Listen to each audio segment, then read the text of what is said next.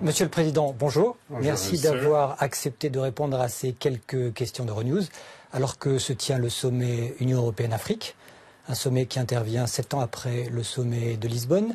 Je vais, en introduction, me permettre de vous citer. Vous avez écrit dans Géopolitique africaine récemment que l'Europe avait besoin de l'Afrique, comme l'Afrique avait besoin de l'Europe.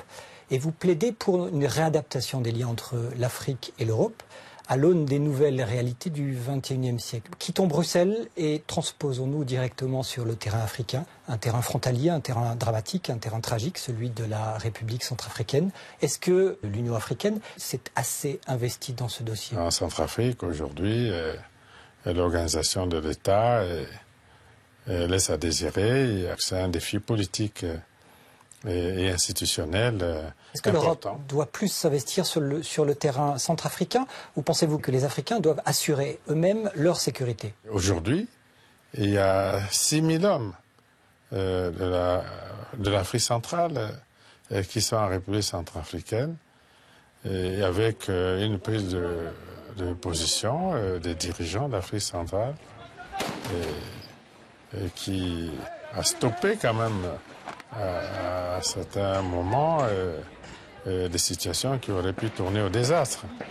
Et puis, l'Union africaine a pris le relais à travers la MISCA et aussi avec le soutien de l'Union européenne et la prise de position du Conseil de sécurité des Nations unies. Est-ce que ces forces africaines, Monsieur le Président, est-ce que ces forces européennes, est-ce que demain un mandat de l'ONU permettront de ne pas aller vers une scission de la République de Centrafrique? Non, je pense que c'est ce qu'il faut éviter. Parce qu'au moment où on parle de l'Europe est à 28, l'Afrique a longtemps été morcelée. Nous parlons plus d'intégration, de grands ensembles sous-régionaux en Afrique.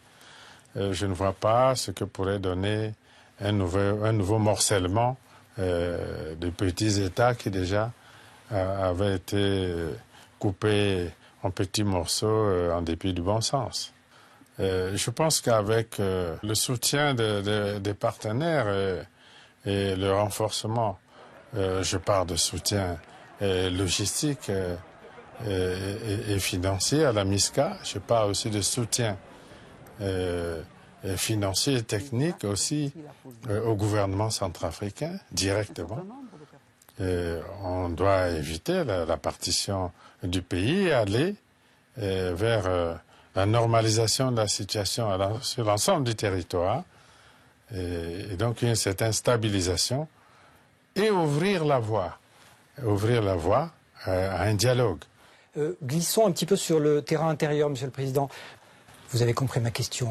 Serez-vous présent aux prochaines échéances électorales? Bon, mais le débat est ouvert dans le pays. J'écoute les forces politiques, sociales. Ça ne peut pas être une volonté de puissance et une volonté de rester.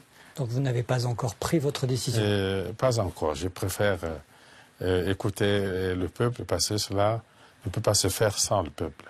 Vous savez que certaines associations ont déposé plainte en France sur le dossier des biens mal acquis. En réalité, j'avais déjà décidé de ne plus parler de cette question. Néanmoins, quelle réponse apportez-vous à ces associations, à ces magistrats qui enquêtent sur ces dossiers? Et ceux qui pensent qu'ils peuvent marcher sur la souveraineté des autres États, des autres peuples. J'étais déjà arrivé au point où j'observais pour voir jusqu'où ils pouvaient aller avec l'outrance et la provocation. Restons sur ce terrain judiciaire. Récemment, en Côte d'Ivoire, nous avons assisté à une extradition. La Cour pénale internationale avait demandé une extradition. Certains pays africains, et notamment certains membres de l'Union africaine, se sont élevés contre une politique jugée, entre guillemets, si vous le permettez, raciste de la Cour pénale internationale. Pourtant, la procureure générale Fatou Bensouda est africaine. Je voulais avoir votre sentiment sur cette politique de la Cour pénale internationale. Si l'Afrique observe qu'alors que se produisent des drames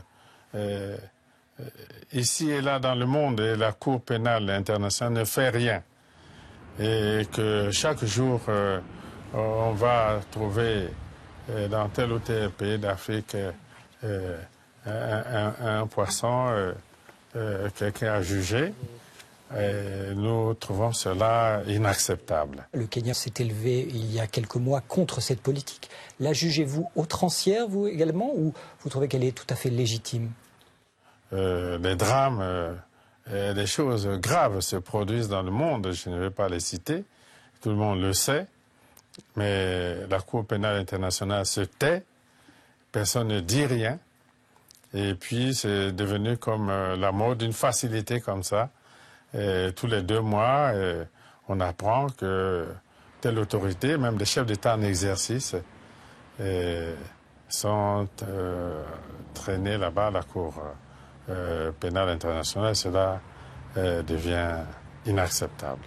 C'est le point de vue des dirigeants africains aujourd'hui. Cela ne signifie pas que nous retirons à la Cour le droit d'exercer ses pouvoirs. Nous voulons que cela se fasse de la même manière avec tous les États, tous les dirigeants du monde. Revenons sur le terrain économique, si vous le permettez. Chaque année, 11 millions de jeunes Africains arrivent sur le marché du travail en Afrique. Néanmoins, beaucoup de ces jeunes Africains retournent vers l'économie informelle par manque de débouchés. Comment plaider pour un meilleur accompagnement, une meilleure intégration de cette jeunesse africaine? Et si nous inversons les rapports actuels que nous avons avec les partenaires, je suis persuadé que l'Afrique a les moyens de faire travailler sa jeunesse en Afrique et ne pas forcément la voir dans le fond de la Méditerranée. Et la Méditerranée, qui devrait être un lien de coopération entre l'Europe et l'Afrique, la Méditerranée est devenue un cimetière. Et il y a un drame autour de cette question et c'est un défi que l'Afrique doit relever. Pensez-vous que pour l'Afrique maintenant, il soit temps de réadapter les relations Union européenne-Afrique à l'aune des perspectives de croissance de l'Afrique? Faut-il, pour en résumer, mettre en place un nouveau partenariat commercial entre l'Union européenne et l'Afrique avec les nouveaux taux de croissance africains? Créer de la valeur ajoutée, des emplois, former des hommes sur le continent, élever le niveau de développement de l'Afrique pour des échanges qui prendront des volumes plus importants, et ce sera dans l'intérêt à la fois de l'Europe et de l'Afrique. Donc, je pense que déjà à Lisbonne, ces problèmes avaient été discutés.